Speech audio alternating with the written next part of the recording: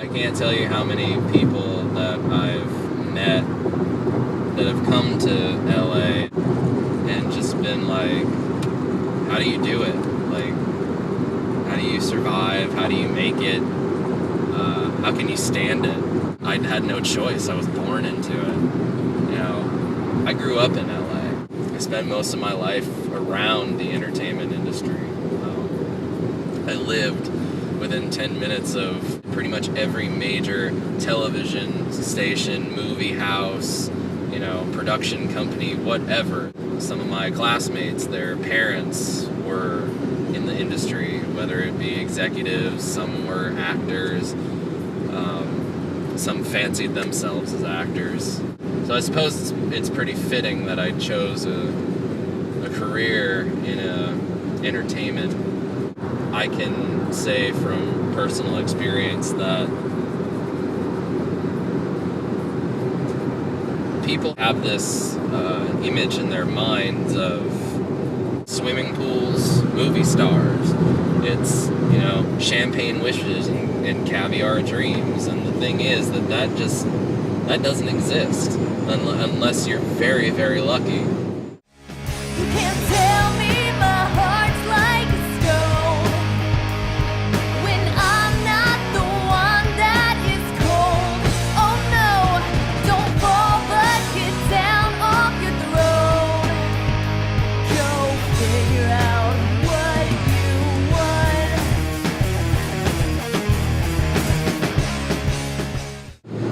If you're not careful, LA will eat you alive. There are more shattered dreams in this town than people want to believe.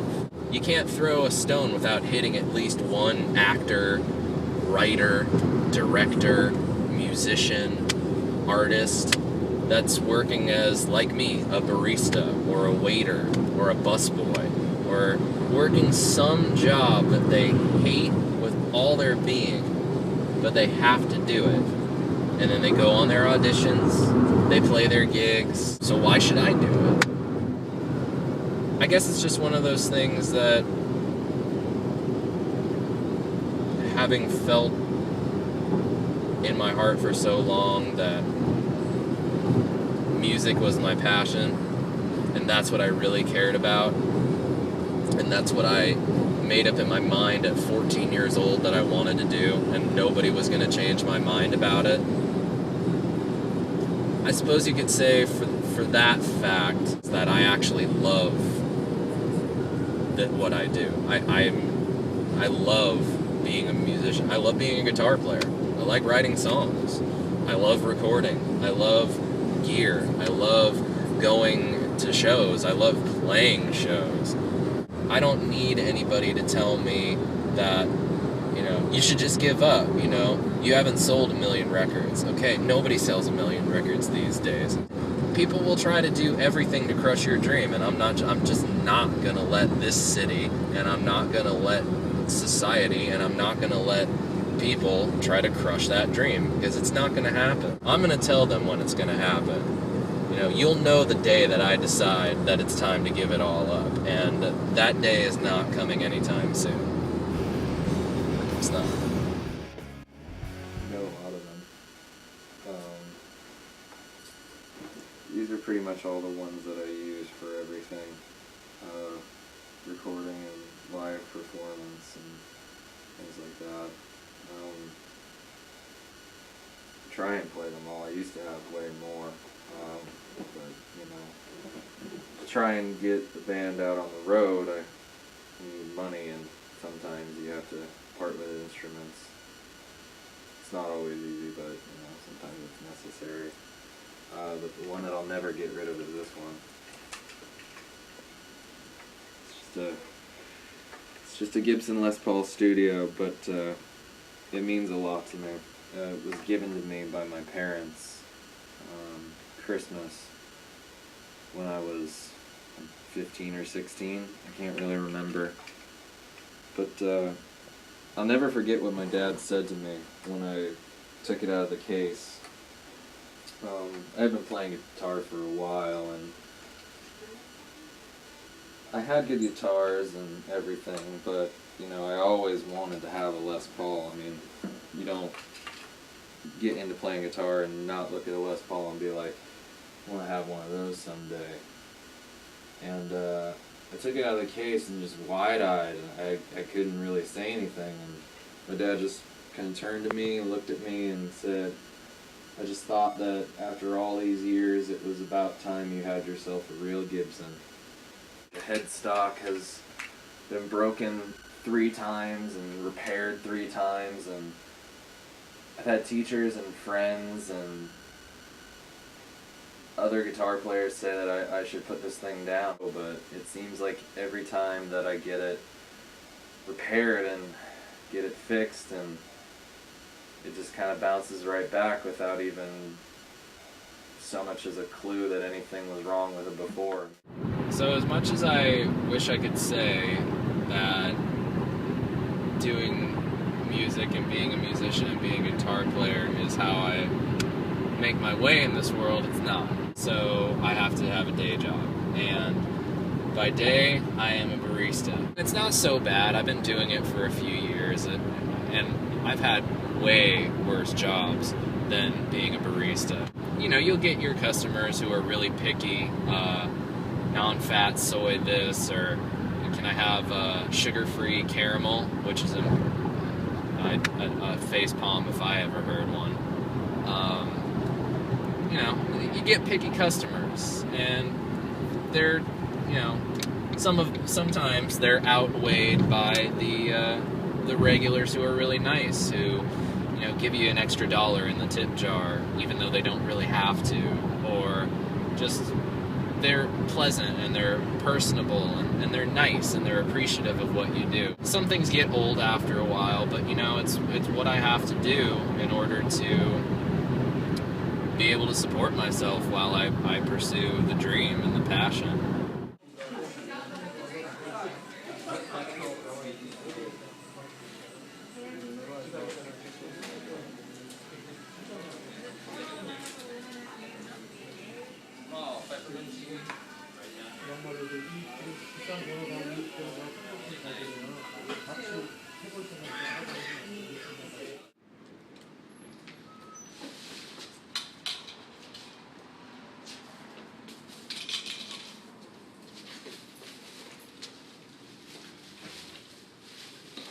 I think probably the hardest thing about like having to come home so late, you know, it's like 10:30 right now, and I just, after being on my feet for, you know, 8-9 hours, and I'm just so wiped out from the day that, you know, even when I pick up a guitar, it kind of just is the same kind of blah stuff, and it's really hard to feel creative. I may have a guitar in my hand right now, but, you know, the one thing that I want to be doing right now is either just sitting on this couch, watching TV, or, you know, going to take a shower and just laying in bed for the rest of the night, because I'm just wiped. But I know I can't do that because I'm a musician. Doing music is what I want to do. And there's just so many things that I want to be doing for the band, and so many things that I musically that I wish that I could have the time to do. Especially at night, because for some reason I work best at night. I just don't really have the physical energy to do it, nor the creative mindset to do it. That's probably the thing that sucks the most, is just not feeling that creative juice. And without the creative juice, I mean, what's the point of even being a musician?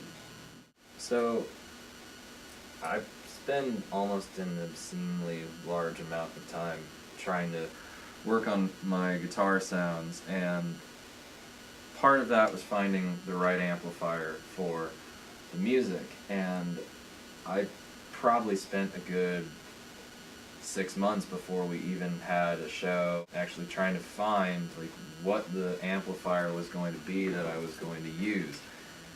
I tried everything and finally came to the conclusion that getting this orange was exactly what I needed to do. I've not found a sound from it that I haven't liked. I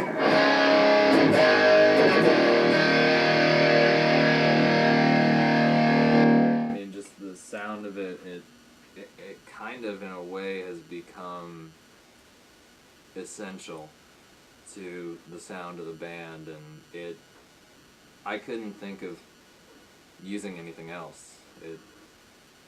It is my sound, it is the sound of the band, and I'm not sure any other amplifier would have worked as well in the situation as that one.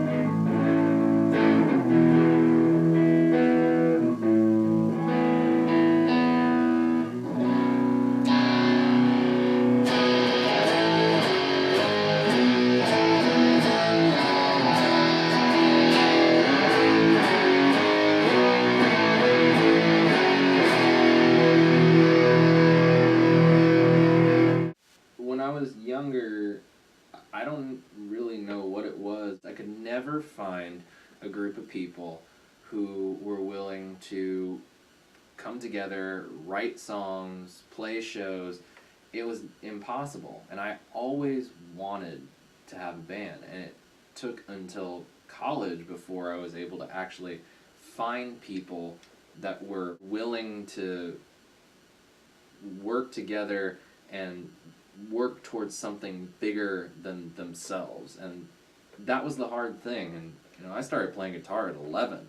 So by the time I graduated high school, and I hadn't even had a band except for the band classes I was in, it just felt it made me feel really bad about myself as a musician, just because I was always asking myself, am I just not that good? And it wasn't until going to college, that is, that I met Cinda. And once I got to know her and once I started to work with her, I realized that I had finally found the person that I was waiting for. I had a songwriting partner, I had a band partner, and it was one of those moments that just like everything fits perfectly like a puzzle.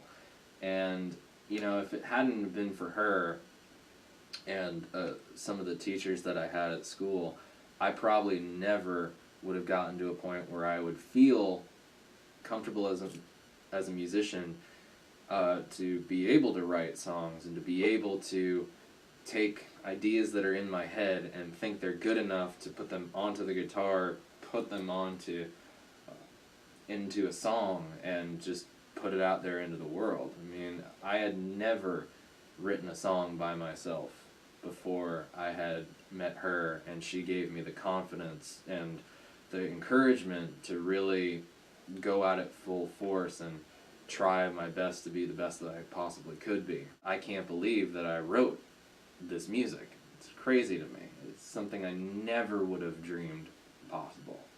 And it's a great feeling.